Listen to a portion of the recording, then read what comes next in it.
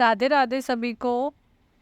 हम सबने देवताओं और दैत्यों के बीच हुए समुद्र मंथन के बारे में सुना है। क्या आपको पता है आखिरकार समुद्र मंथन क्यों हुआ? चलिए आज हम जानते हैं कि समुद्र मंथन की आवश्यकता क्यों पड़ी। समुद्र मंथन एक पहला ऐसा काम था जिसे देवताओं और दैत्यों ने मिलकर किया था। इससे पहले तो हमेशा ही हमने दैत्यों और देवताओं को अलग अलग लड़ते हुए देखा था। एक समय की बात है, दुर्वासा ऋषि और उनके शिष्य भगवान शिव के दर्शन के लिए जा रहे थे। मार्ग में उन्हें देवराज इंद्र मिले। इंद्र ने दुर्वासा ऋषि और उनके शिष्यों का बहुत अच्छे से आदर सत्कार किया, जिससे दुर्वासा ऋषि अत्यंत प्रसन्न हो गए। तब उन्होंने इंद्र को पारिजात के फूलों की माला भेंट की, परंतु इंद्र अपने मद और वैभव एवं इंद्रासन के गर्व में इतना चोर था कि इंद्र ने उस माला को अपने प्रिय हाथी ऐरावत के सर पर डाल दिया। हाथी से उस माला में लगे पुष्पों की सुगंध सहन नहीं हुई। उसने झटके से उसे जमीन पर गिराकर कुचल दिया। ये देख दुर्वासा ऋषि अत्यंत क्रोधित हो गए। तब उन्होंने कहा, इंद्र, तूने मेरा ही नहीं भगवान विष्णु के पारिजात फूलों का भी अपमान किया है, जो मैं बिल्कुल भी बर्दाश्त नहीं कर सकता। तभी दुर्वासा ऋषि ने इंद्र को श्रीहीन यानी लक्ष्मी विहीन होने का श्राप दे दिया। दुर्वासा ऋषि के श्राप के फलस्वरूप लक्ष्मी जी उसी क्षण स्वर्गलोक को छोड़कर अदृश्य हो गई और क्षीरसागर में जाकर विलीन हो गई। लक्ष्मी जी की ऐसे चले जाने से देवता श्रीहीन और दुर्बल हो गए। उनका सारा धन वैभव विलुप्त हो गया।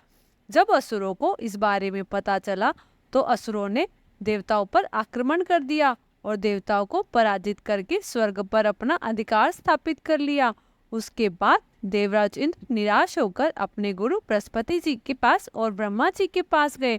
तब ब्रह्मा जी ने बताया, हे इंद्र, तुमने भगवान विष्णु के पुष्पों का अपमान किया है, जिस कारण देवी तुमसे रुष्ट होकर तुम्हें छोड़कर चली गई है।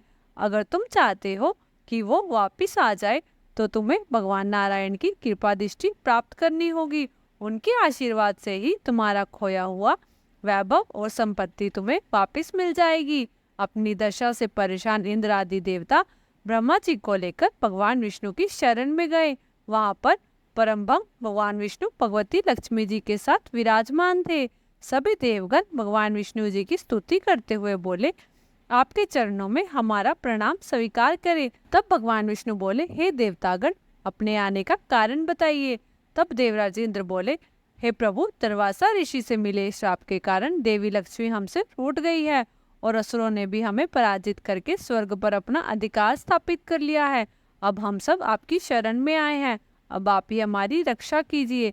तभी भगवान विष्णु ने देवताओं से कहा, अब आप सब ध्यानपूर्वक मेरी बात सुने। इस समय असुरों पर काल की विशेष कृपा बरस रही है, इसलिए जब तक असुरों का समय नहीं आता तब तक आप उनसे संधि कर लो, क्योंकि तब तक सिर्फ एक यही तुम्हारे कल्याण का उपाय है। क्षीर सागर के गर्भ में अनेकों दिव्य पदार्थों के साथ अमृत भी छुपा हुआ है। उसे पीने के बाद मृत्यु भी पराजित हो जाती है, इसलिए तुम्हें समुद्र मंथन करना होगा। यह कार्य कोई आसान कार्य नहीं है। इसे करने के लिए तुम्हें दैत्यों की सहायता लेनी होगी। हे इंद्र, कूटनीति भी यही कहती है कि आवश्यकता पड़ने पर शत्रुओं को भी मित्र बना लेना चाहिए।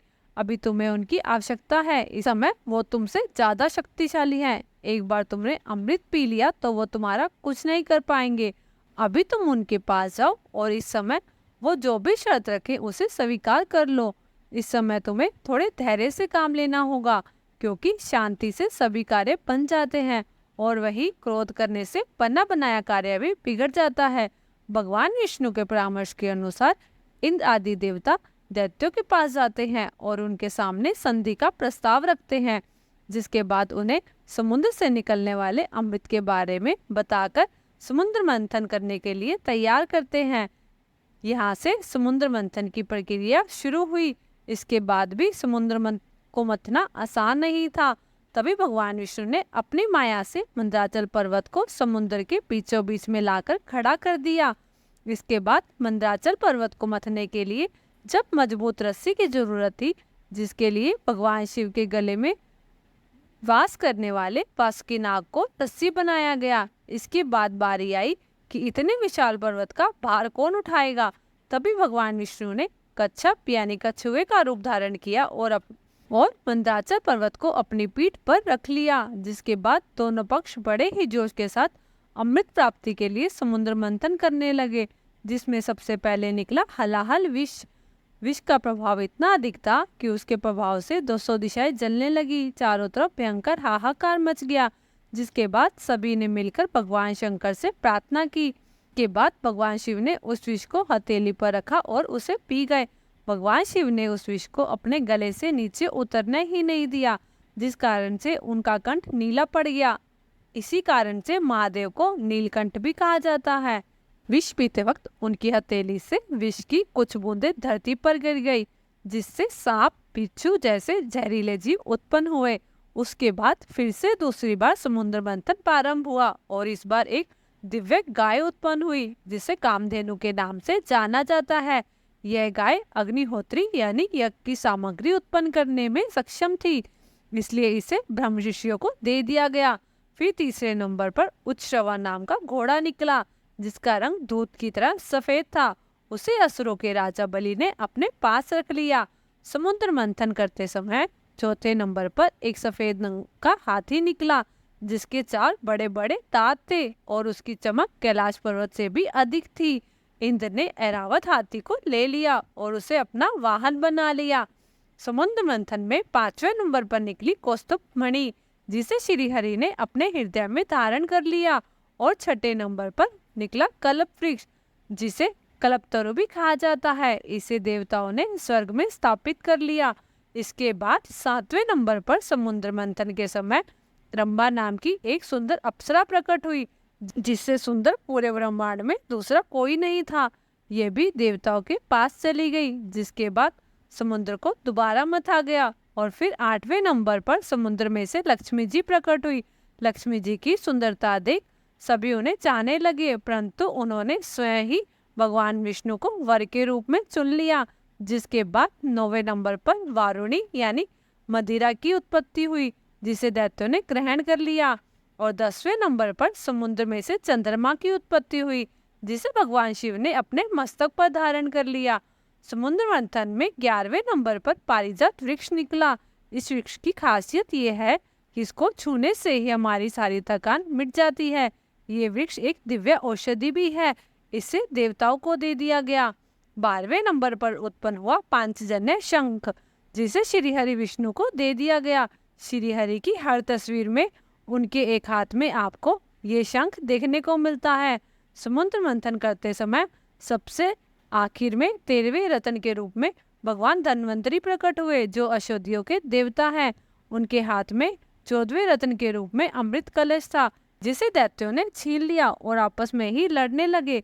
देवताओं को मिले श्राप के कारण उनके पास इतनी शक्ति नहीं थी कि वो इन असुरों से लड़कर उस अमृत कलश को ले ले। इसलिए बस देवता दैत्यों के बीच हो रहे आपसी युद्ध को खड़े खड़े देखते रहे। श्री हरि से देवताओं की यह दशा देखी नहीं गई और तत्काल ही मोहिनी रूप धारण करके दैत्यों के पास चले गए, जिसे देख सभी दैत्य उन पर मोहित हो गए। दैत्य उस मोहिनी रूप को देखकर इतने मोहित हो गए कि अमृत का कलश भी उनके हाथों में दे दिया और कहने लगे, हे देवी, हमें अपने हाथों से इस अमृत का पान करवाओ। तब मोहिनी रूपी विष्णु ने कहा, मैं तो स्वेच्छारिणी स्त्री हूँ।